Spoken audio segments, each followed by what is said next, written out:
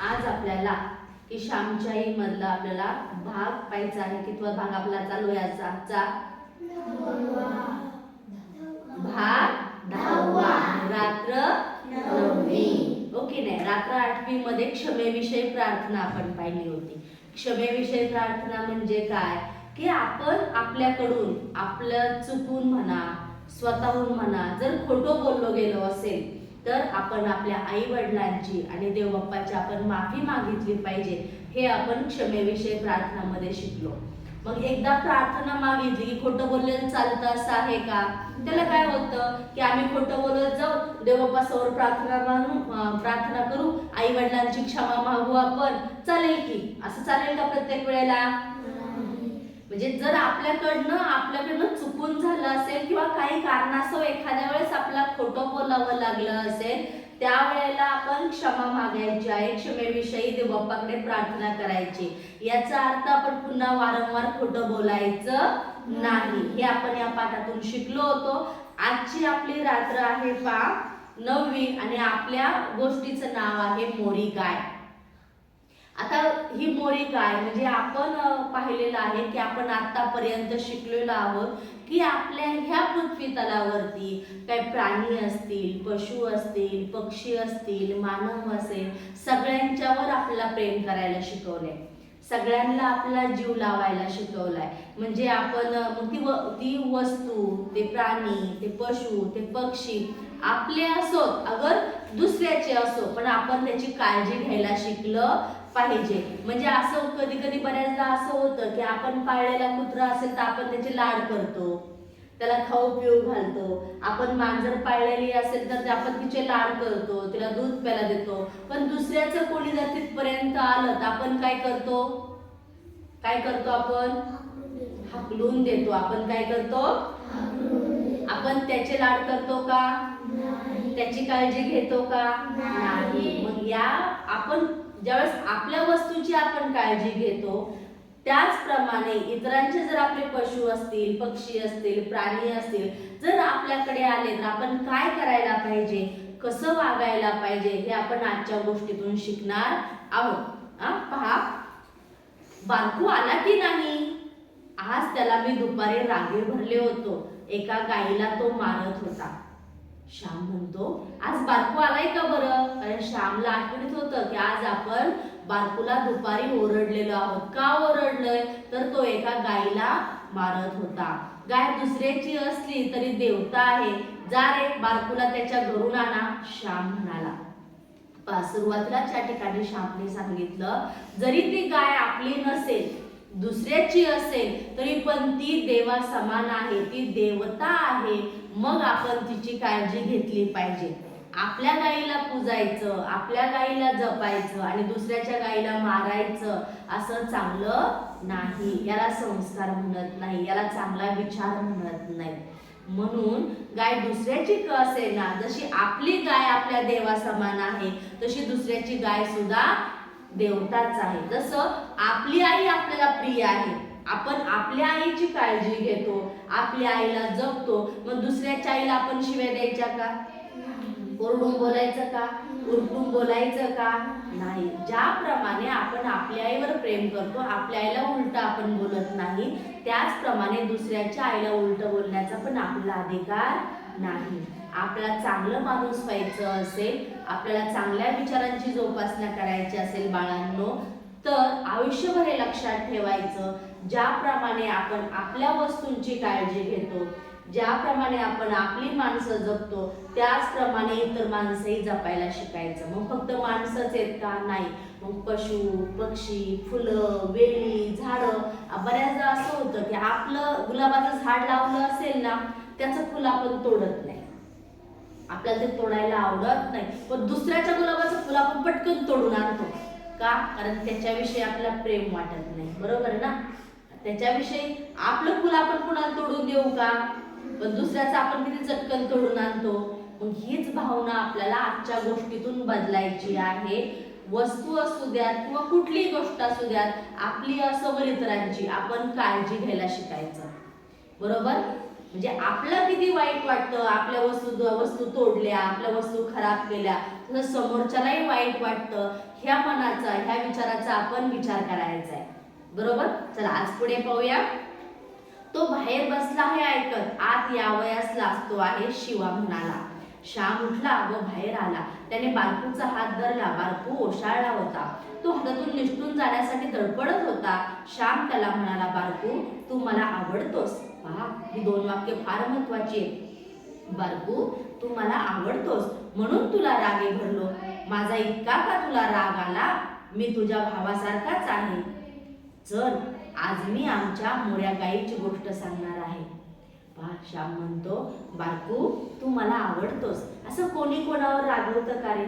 कोणी कोणावर रागवत नाही, कोणी कोणाला ओरडत नाही. कसं काय होतं की प्रत्येक जण आपलं जेव्हा आपली आई आपल्याला का रागवते? कारण ती आपल्यावरती प्रेम करते, आपला हवं नको ते पाहते, आपल्याला चांगलं वळण लागावं, आपल्याला चांगली शिस्त लागावी यासाठी ती प्रयत्न करते. म्हणून जेव्हा कधी आपलं चुकलं असेल ना, तेव्हा ती आपल्याला रागवते, तेव्हा ती ओरडते आणि कधी कधी फारच जर टोकात झाला असेल तर एक धपाटा मारून देते. बरोबर ना? पण ज्या वेळेला आपली आई आपल्याला रागवते, आपले वडील आपल्याला रागवतात, याचा अर्थ ते आपली काळजी घेतात, त्यांना आपल्याविषयी प्रेम आहे, आपण चांगलं कुणीतरी मोठं बनावं यासाठी धडपड करतात. म्हणून त्यांचा राग कधी धरायचा नाही, त्यांच्यावर चिडून कधी बसायचं नाही, रुसून कधी बसायचं नाही. बऱ्याचदा असं होतं, आईने मारलं, आई ओरडली की आपण रुसून बसतो, मला नाही जेवायचं, मी नाही जेवणार, आपण झोपून घेतो. बरोबर ना? नाहीतर आपण बाहेर निघून जातो.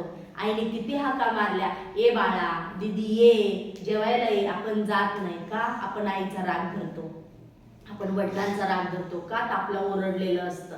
पण या ठिकाणी श्याम काय म्हणतो, तू मला आवडतोस म्हणून मी तुला रागे धरलो. बरोबर आहे? रस्त्याला किती जरी गाड्या येतात, कुणीतरी गाडी थांबवून आपलं ओरडतं का रे? नाही ओरडत. का नाही ओरडत? कारण त्यांचं आपल्यावरती प्रेम नसतं, त्यांना आपल्याविषयी काही देणं घेणं नसतं. म्हणून काय झालेलं आहे की ते त्यांना काही वाटत नाही. पण जे आपली माणसं आहेत, जे आपल्यावरती प्रेम करतात, आपलं स्वतःचं हित व्हावं असं ज्यांना वाटतं ना, ती माणसं आपल्याला रागवतात. म्हणून आजपासून एक गोष्ट करायची की आपल्यावर जर कोणी रागवलं असेल, आपल्यावर कोणी ओरडलं असेल तर राग धरायचा नाही. त्यातून एक गोष्ट शिकायला लक्षात ठेवायची, यात माझं हित लपलेलं आहे, यातच माझं चांगलं होणार आहे. पुढे श्याम सांगतो, पहा, श्यामच्या प्रेमळ शब्दांनी बारकू प्रार्थनागृहात आला. श्यामच्या गोष्टीची सारी जणी वाट पाहत होती. श्यामने सुरुवात केली, आमच्या घरी एक मोरी गाय होती, ती अजून माझ्या डोळ्यासमोर आहे. अशी गाय आपल्या साऱ्या गावात नाही असे लोक म्हणत असत. खरोखर दृष्ट पडण्यासारखी ती होती. कशी उंच थोराड होती, गंभीर व शांत दिसे. आमच्या वडिलांचा 5 शेरांचा लोटा होता, तो भरून ती दूध देई. किती कास भरदार असे, तिची नीट काळजी घेण्यात येत असे. या ठिकाणी मोऱ्या गाईचं वर्णन केलं आहे की मोरी गाय दिसायला कशी होती, मोरी गाय दूध किती द्यायची आणि तिची काळजी कशी सगळेजण मिळून घ्यायचे याचं वर्णन या गोष्टीमध्ये केलेलं आहे. माझी आई सकाळी उठली म्हणजे गोठ्यात जायची. मोऱ्या गाईला आपल्या हाताने चारा घालावयाची, मग तिच्या कपाळाला कुंकू लावी व तिची शेपटी आपल्या तोंडावरून फिरवी. गाय म्हणजे देवता. बघा, प्रत्येक प्राण्याला, प्रत्येक पशुला, प्रत्येक पक्षाला भगवंताने एक वेगळा मान आणि वेगळा सन्मान दिलेला आहे. आपल्या भारतीय संस्कृतीमध्ये गायीचं स्थान हे सर्वोच्च स्थान आहे आणि गायीला आपण देवते समानच मानतो, गायीला आपण देवताच मानतो आणि देवता म्हणूनच गायीची आपण पूजा करत असतो. गायीला ही थोरवी बायकांनी दिली आहे, परंतु आज खरी गोपूजा राहिली नाही. तोंड देखील गोपूजा आहे, देखल्या देवा दंडवत असा प्रकार आहे. पूर्वी दुसऱ्याची गाय आपल्या अंगणात आली तरी तिला काठी मारून हकलीत नसत, तिला भाकरी वगैरे देत, मुठभर चारा देत. आज दुसऱ्याच्या गायी जरा अंगणात येऊ दे की त्या गोमातेच्या अंगावर बसल्याच काठ्या. दुसऱ्याची गाय दूर राहिली, स्वतःच्या घरच्या गायीलाही पोटभर वैरण, वेळेवर पाणी मिळत नाही. रानात गावात जे मिळेल ते तिने खावे, कोठे घाणेरडे पाणी प्यावे. आज या गायीला आपण भीक मागायला लावले आहे, म्हणून आपणावर भीक मागायची पाळी आली आहे. जशी सेवा तसे फळ, गायीची सेवा जितकी करू तितके सुख व सौभाग्य येईल. या ठिकाणी श्याम सांगतो की पूर्वीच्या आपल्या काळामध्ये प्रत्येकाच्या घरोघर गायी असायची. गायी पाळल्या जायच्या आणि गायीची पूजा केली जायची. गायीला नाही का म्हणजे रोज असं तिला छान नैवेद्य, आपण जे नैवेद्य म्हणतो ना तशी भाकरी चारा वेळेवर. आता आपण काय करतो, सण असेल तर नैवेद्य दाखवायला जातो, पण आधी तसं नव्हतं. आधी गोमातेचा पूर्ण गोठा स्वच्छ केला जायचा, तिला पूर्ण खायला ताजं ताजं दिलं जायचं आणि मग घरातली मंडळी खाली बसायची, मग जेवायला बसायची. तोपर्यंत कुणी अन्न ग्रहण करत नसायचं. पण जसं दिवसेंदिवस दिवस बदलत गेले, लोकांचा व्यवसाय बदलत गेला, तसं काय झालं की लोकांच्या घरातून लोकांच्या गोठ्यातून गायी नाहीशा झाल्या. नाहीशा झाल्या म्हणजे काय, लोकांना गायीचं करणं होईना. कारण गायी रानात आली म्हणजे गायीला चारा वेळेवर दिला पाहिजे, पाणी वेळेवरती दिलं पाहिजे, तिची काळजी घेतली पाहिजे. जसं आपण आपल्याला भूक लागते त्यावेळेस आपण अन्न खातो, तहान लागली की पाणी पितो. तुम्हाला आम्हाला बोलता येतं, समजा तुम्हाला बोलता येतं, भातवाला आलेला आहे, तुम्हाला मी जर 4 वाजेपर्यंत सोडलंच नाही भात खायला तर मी म्हणता ना, मॅडम भूक लागली आम्हाला, सोडा आम्हाला जेवायला, जेवायचंय आम्हाला, असं म्हणाल ना तुम्ही. गाई कसं सांगणार, तरी पण गाय हमरून सांगते, गाय ओरडते, परंतु पूर्वीसारखं तितकंसं प्रेम प्रत्येकाचं राहिलेलं नाही. पण जशी आपल्या एका हाताची 5 बोटं सारखी नाही, तसंच काही काही ठिकाणी अजूनही गायीला तेवढंच जपलं जातं. अजूनही गायीची तेवढीच काळजी घेते. गायीला वेळेवर खायला देणं, पाणी देणं अजूनही बऱ्याचशा ग्रामीण भागामध्ये गावाकडे हे केलं जातं. पण शहरामध्ये मात्र आपल्या गायी अशा रस्त्याने फिरताना दिसतात. त्या कुठे जिकडं असेल तिकडचं त्या पाणी पितात, बरोबर. कुठे काय वाळला चारा असेल, काय काय काय काय तर तुम्ही आम्ही जे प्लॅस्टिक फेकतो त्या बऱ्याचशा प्लॅस्टिक गायी खात असतात. पाहिले ना तुम्ही हे सगळे. म्हणून आपण प्लॅस्टिक फेकू नका असं सांगतो. रस्त्यावरून फिरणाऱ्या ज्या गायी आहेत त्या काय करतात, तसंच ते प्लॅस्टिक तोंडामध्ये त्यांच्या जातं आणि मग त्यांना आजार होऊ शकतो, हो की नाही. म्हणून आपण प्रत्यक्ष तिची काळजी घेऊ शकत नाही, पण आपण हा कचरा जर व्यवस्थित एका ठिकाणी टाकला तर गायीला आजार होणार नाही. आणि या ठिकाणी श्याम असं सांगतो, जशी आपण सेवा करू तसंच फळ आपल्याला मिळणार आहे. हे आतापर्यंतच्या कथेमध्ये आपण पाहिलेलं आहे की आपण जर चांगलं केलं, आपण जर चांगलं वागलो तर आपल्याला चांगलंच मिळेल की नाही. जर आपण वाईट वागलो, आपण सेवा नाही केली तर भगवंत आपलं चांगलं करेल का, नाही. मग आपलं चांगलं व्हायचं की आपलं वाईट व्हायचं कोणाच्या हातामध्ये आहे बाळांनो, आपल्याच हातामध्ये आहे. म्हणून आपण नेहमी सांगतो आणि प्रत्येक गोष्टीमध्ये सांगतो की आपण आपल्या आई वडिलांची सेवा करायला शिकलं पाहिजे, थोरा मोठ्यांची सेवा करायला शिकलं पाहिजे. आपल्याकडे जे झाडं आहेत, वेली आहेत, फुलं पानं, जे काही सगळे 84 लक्षणीतील जीव आहेत त्यांची आपण काळजी घ्यायला पाहिजे. कोणाला आपण आपल्याकडनं दुखवता कामा नये, इजा होता कामा नये. आपण सहज चालता एकमेकांना दगड मारतो, हो की नाही. समजा एखादा पक्षी बसला असेल, कबूतर असेल, पोपट असेल, आपल्याला जेवायला सोडलं, सुट्टी झाली किंवा खेळायला सोडलं असेल तर बरेच जण काय करायचं, आपण दगड मारून पाहू, कोणाच दगड लागतो पाहू, हो की नाही. नेम धरायला जातात. पण हे चुकीचं आहे का चांगलं आहे, चुकीचं आहे. कारण त्यावेळेस असा विचार करायचा, असा दगड जर मला कोणी मारला तर, अशी जर कोणी मला पोचवली तर चालेल का, ते मला आवडेल का, मग मी दुसऱ्याला इजा का पोहोचायची, मी दुसऱ्याला त्रास का द्यायचा. आणि हे कायम पक्क डोक्यात ठेवायचं, जशी मी सेवा करणार तसं मला फळ मिळणार. मी इतरांशी चांगलं वागलं ती तर माझ्याशी चांगलं वागणार आहे. इतरांशी मी ओरडून बोललो, खोटं बोललो, रागवून बोललो तर ते पण माझे तसेच बोलणार आहे. म्हणून जसं मी कर्म करणार तसं मला फळ मिळणार आहे. मग कर्म करतानाच आपण चांगलं कर्म करायचं, म्हणजे दुःख आपल्या कधी वाट्याला येणार नाही.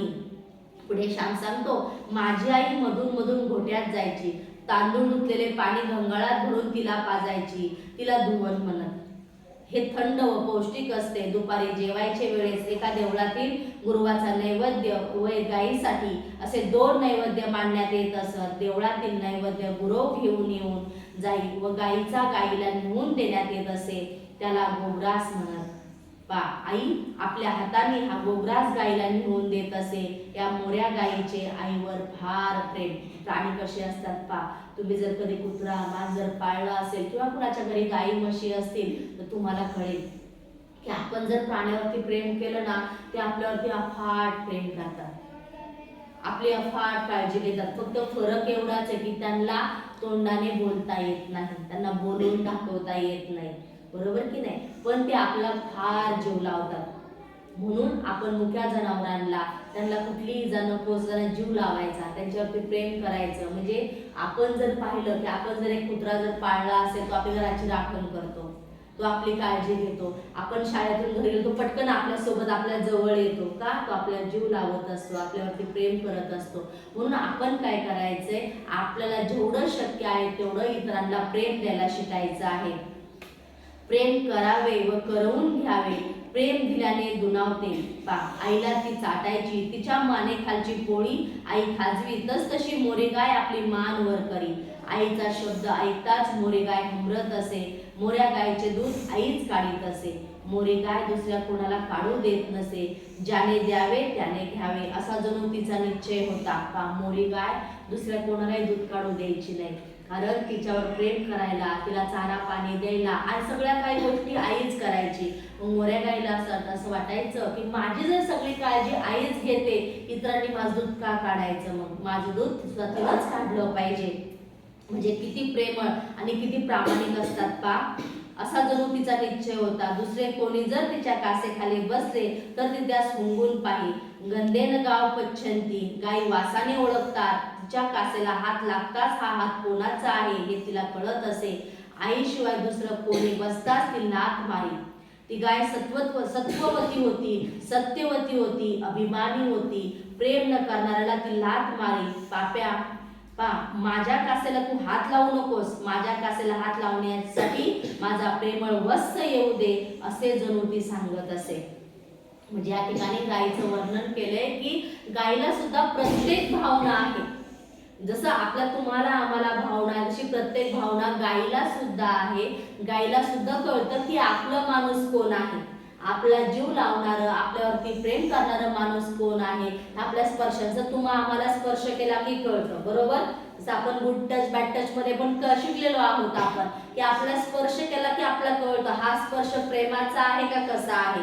जसं आपल्या सर्वांना हे समजतं, त्याचप्रमाणे मुख्या जनावरांना सुद्धा हा स्पर्श कळतो की हा माझ्यावर प्रेम करणारा आहे का, मला जीव लावणारा आहे का, माझ्यावरती काळजी घेणारा आहे का, मला इजा पोहोचवणारा आहे, हे त्यांच्या लक्षात येत असतं. त्यांच्या आणि आपल्यामध्ये फरक एवढाच आहे, आपल्याला एखादी गोष्ट जाणवली तर आपण ती बोलून दाखवू शकतो, त्यांना मात्र ती बोलून व्यक्त होता येत नाही, पण ते आपल्या कृतीतून मात्र दाखवतात.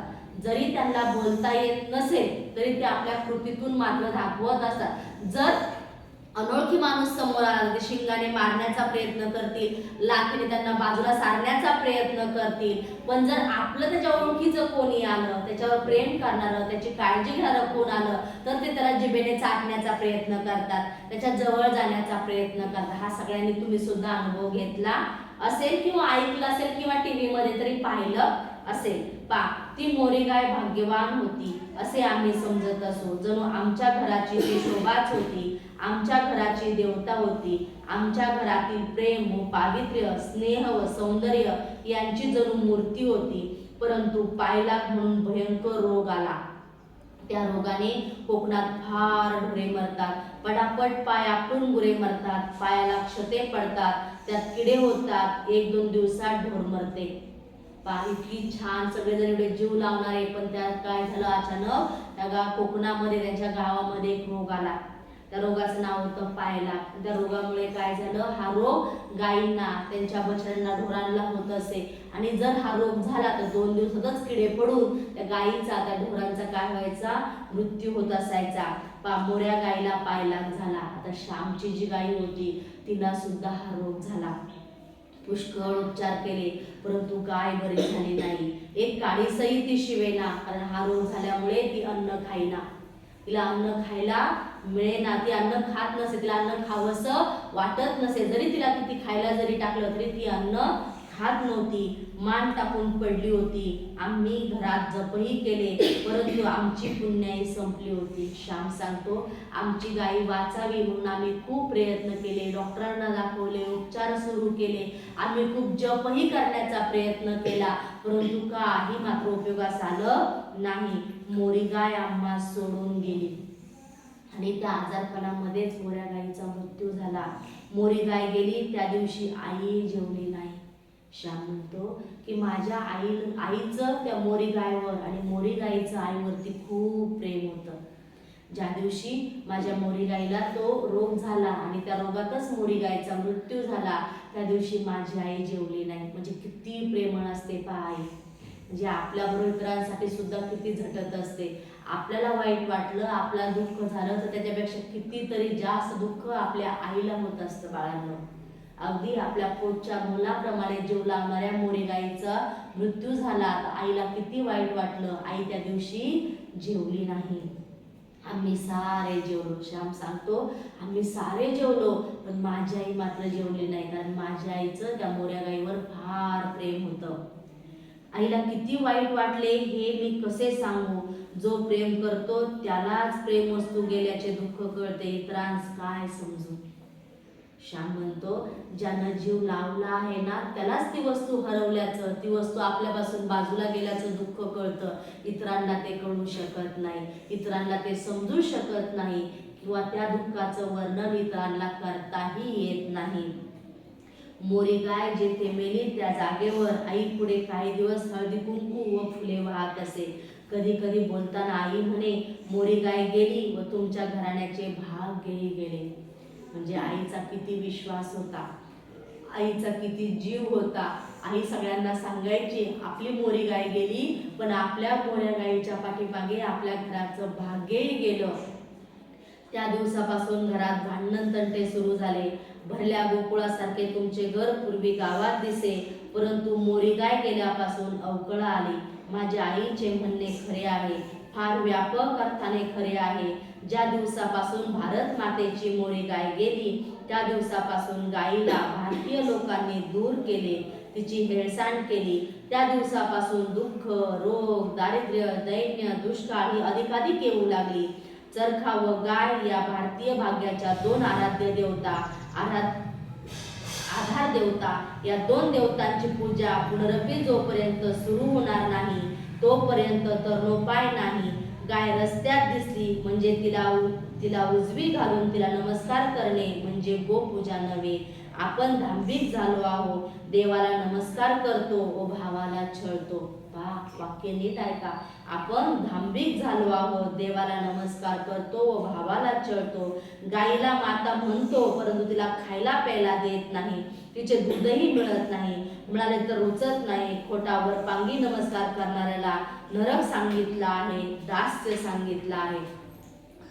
यातून शेवटच्या गोष्टीमध्ये किती श्यामने मार्मिकपणे सांगितलंय की आपण कसं चुकीचं वागत चाललो आहोत, आपण कसं खोटं वागत चाललो आहोत. म्हणजे आपण एक वेळ देवाला नमस्कार करतो, देवाची देवपूजा करतो आणि आपण आपल्या आईवडिलांशी नीट वागत नाही.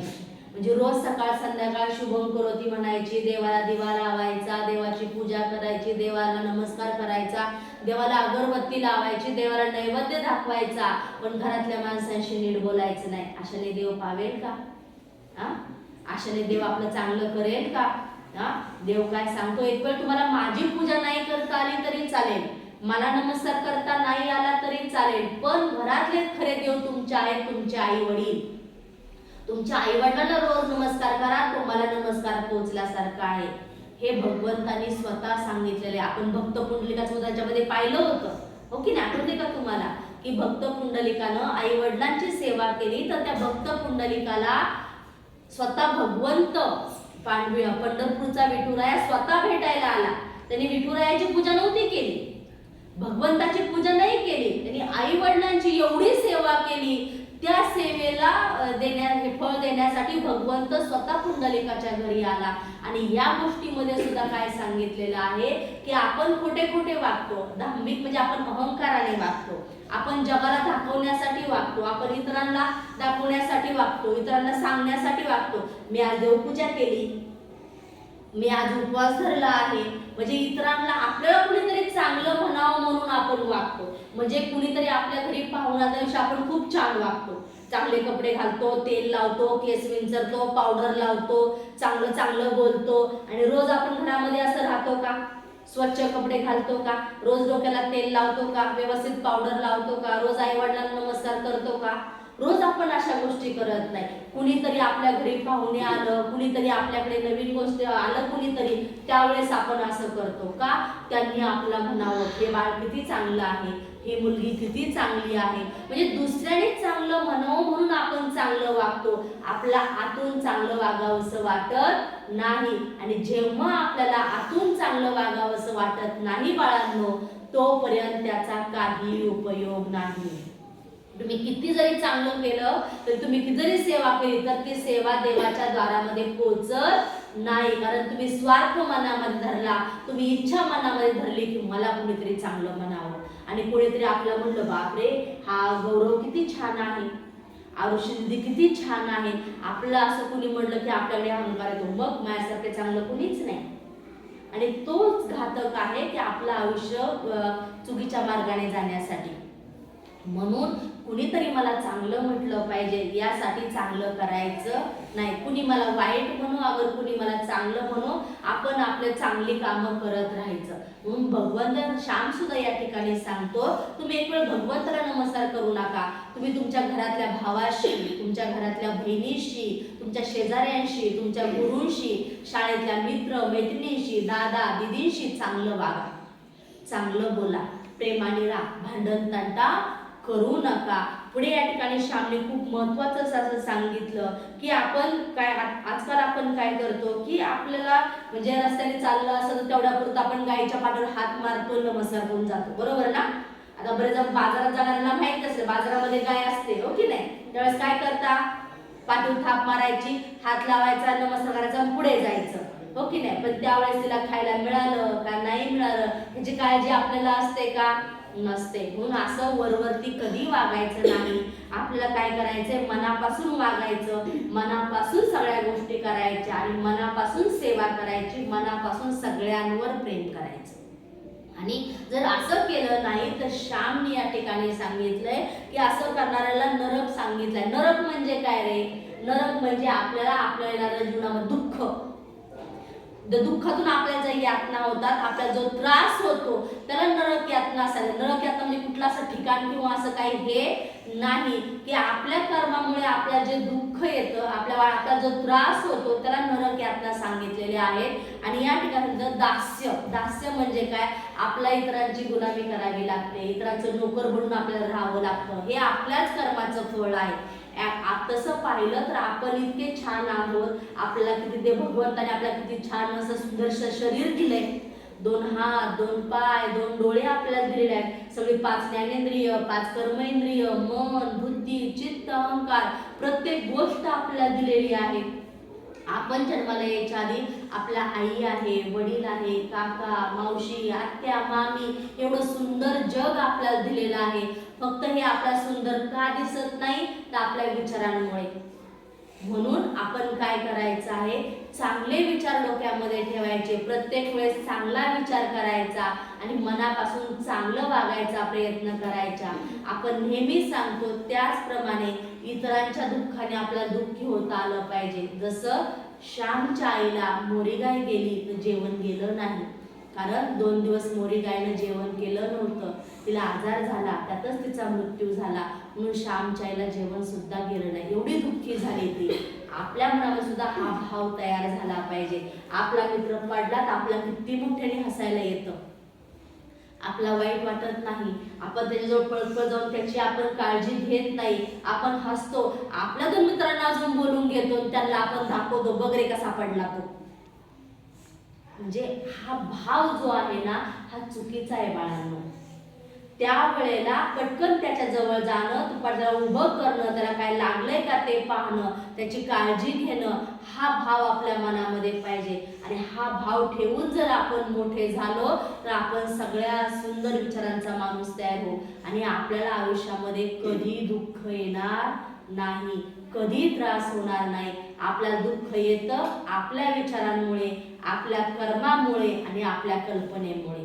त्यामुळे आपण आपले आजच्या गोष्टीतून आपण काय शिकायचं, आपले कर्म आणि विचार चांगले करायचे.